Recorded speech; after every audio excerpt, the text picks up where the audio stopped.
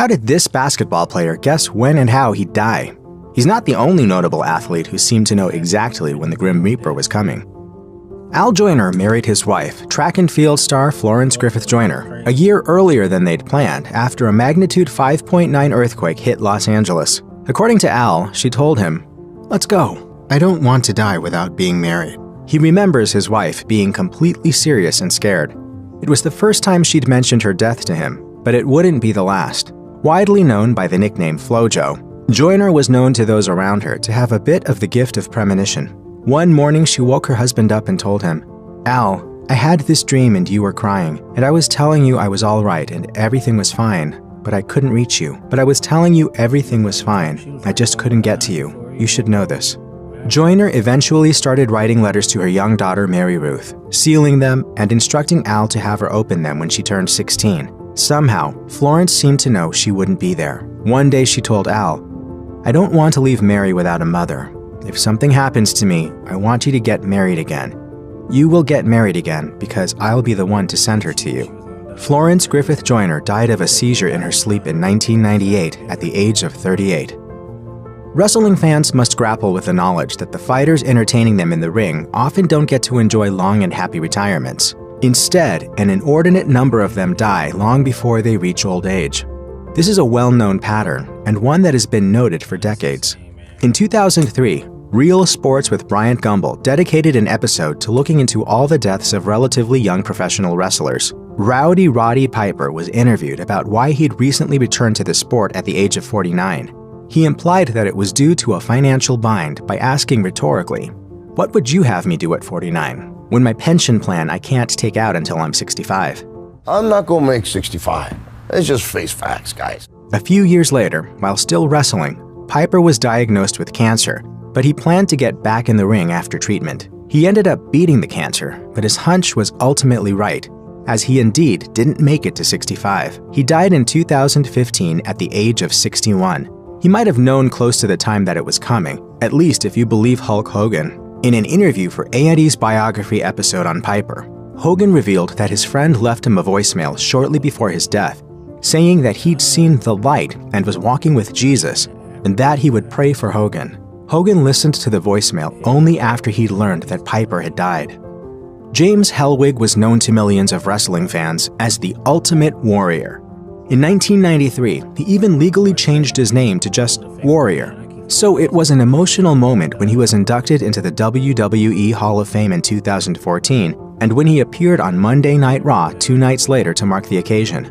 During the event, Warrior gave a moving speech about life, death, and legacy, which became rather eerie when he died within 24 hours of delivering that speech. Did he somehow know that he was going to die? He was only 54, and by all accounts, the heart attack that killed him was sudden and unexpected. But hearing the speech now makes you wonder if something supernatural was going on. As he said, "Every man's heart one day beats its final beat. His lungs breathe their final breath. And if what that man did in his life makes the blood pulse through the body of others, and makes them bleed deeper than something larger than life, then his essence, his spirit, will be immortalized by the storytellers, by the loyalty, by the memory of those who honor him and make the running the man did live forever." When it comes to the most dangerous sports in the world, base jumping is definitely up there. It may very well be the most dangerous. So if you decide to take it up yourself, you have to accept the fact that death is a real possibility. Even so, it's still eerie to learn that someone who was going to die while base jumping within days posted a photo of himself along with someone who also died while doing the same activity. On May 8, 2015, Dean Potter uploaded a photo to Facebook of 4 men jumping off Yosemite's Half Dome, along with the caption, "This is one of my all-time favorite pictures of civil disobedience. I sure miss my friend Sean Leary. He's wearing the red rig in this picture." Leary had died the year before, while Potter would die 8 days after posting the photo. But the real prediction happened a year earlier, when Potter told Outside TV, "When I was a little boy, my first memory was a flying dream. In my dream, I flew, and I also fell." I always wondered as I got older if I was, if it was some premonition of me falling to my death. On May 16th, That dream would come true when Potter and a friend crashed into the mountain while base jumping off Yosemite's Taft Point. He was only 43. In his later years, Frank Pastore was best known as one of the biggest Christian radio hosts in the United States. But from 1979 to 1986, he was a Major League Baseball pitcher, playing all but his final season with the Cincinnati Reds. After his athletic career ended, he went to college and studied religion. He became a born-again Christian, and in 2004, he started broadcasting his radio show. On November 19, 2012, Pastore was discussing an episode of Morgan Freeman's TV show Through the Wormhole and reflecting on the idea of there being something more after you die. He mused, "Look, you guys know I ride a motorcycle, right? So at any moment, especially with the idiot people who cross the diamond lane into my lane, all right, without any blinkers, not that I'm angry about it, at any minute I could be spread all over the 210, but that's just my body part, and that key distinction undergirds the entire Christian worldview." This hypothetical scenario became real just 3 hours later. While driving home on the 210 freeway, a car in the next lane slammed into Pastore's motorcycle. He suffered major head injuries and spent the next month in the hospital. He passed away from his wounds on December 17th at the age of 55, after predicting what would kill him to a creepy degree. It's a matter of theology whether or not he was right about what came next. Sometimes, when claiming that someone predicted their own death, you can look at a vague statement that they made or a song lyric that they wrote about things ending, and then tenuously connect it to how they eventually die. But you don't have to do that with Pete Maravich. In 1974, Maravich had been playing in the NBA for 4 years. He was on the Atlanta Hawks, and he had a bit of a combative relationship with the fans. It all came to a head when one spectator held up a sign calling him a hot dog. So he sat down for an interview with the Beaver County Times, during which he admitted, "I don't want to play 10 years in the NBA and die of a heart attack at age 40. Maravich would go on to play another 6 years in the NBA, retiring in 1980. Then in 1988, he died from a heart attack at the age of 40. As sports writer Andy Nuzzo wrote afterward, "That's a little scary. The story was laying on my desk when I got to work. I read it and read it and read it and read it. I couldn't believe it. Everything matched." The man known as the Pistol died of a heart attack.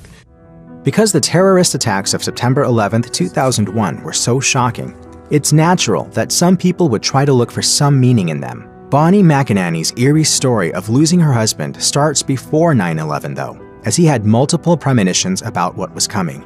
Eamon McInerney was a star lacrosse player in his college years. He was a 3-time first-team All-American who led Cornell University to 2 national championships, and he was inducted into the National Lacrosse Hall of Fame in 1992. After college, McInerney entered the corporate world and got a job with a company located in the World Trade Center. During a barbecue on September 2, 2001, he suddenly started talking in detail about what he'd do if the towers were hit by a terrorist attack. Then a few nights later, he said something his wife would never forget. As she recalled to ABC News, "I was cooking, he walked in and he said, 'You had better become more of a disciplinarian with the children, because when I'm gone, it's going to be hard.'" Just a few days later, McInerney perished along with almost 3,000 others. On October 5, 1923, Jack Trice, the first black football player at Iowa State and the namesake of the school's current stadium, wrote a letter to no one in particular before a game against the University of Minnesota.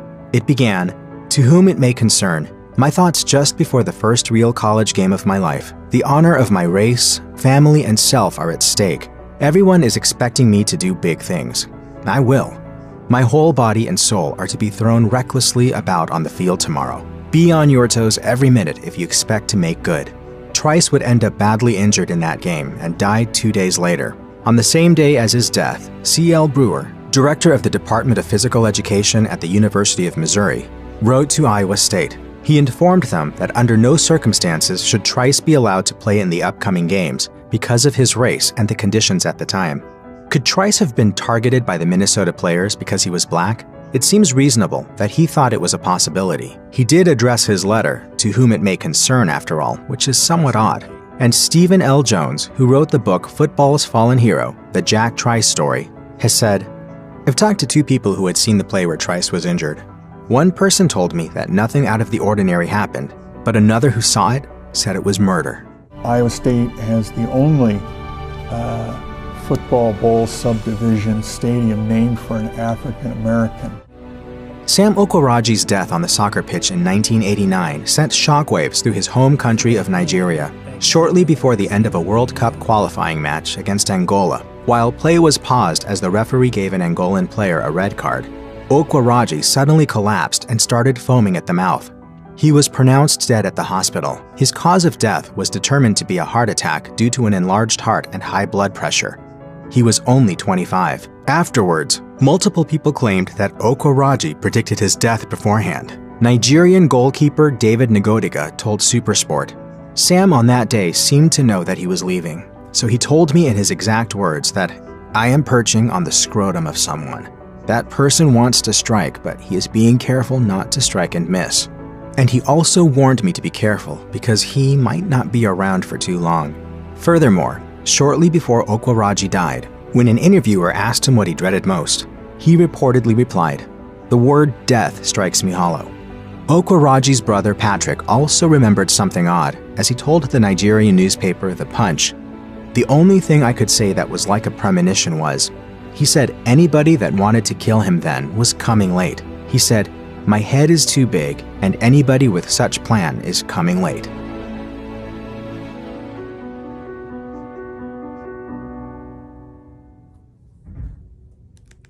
They didn't come late enough, because it's like they came early. Pause. Dang, that sound bad. But look, tell me what y'all want to see next. Trust the one for number God. SKLM. Peace.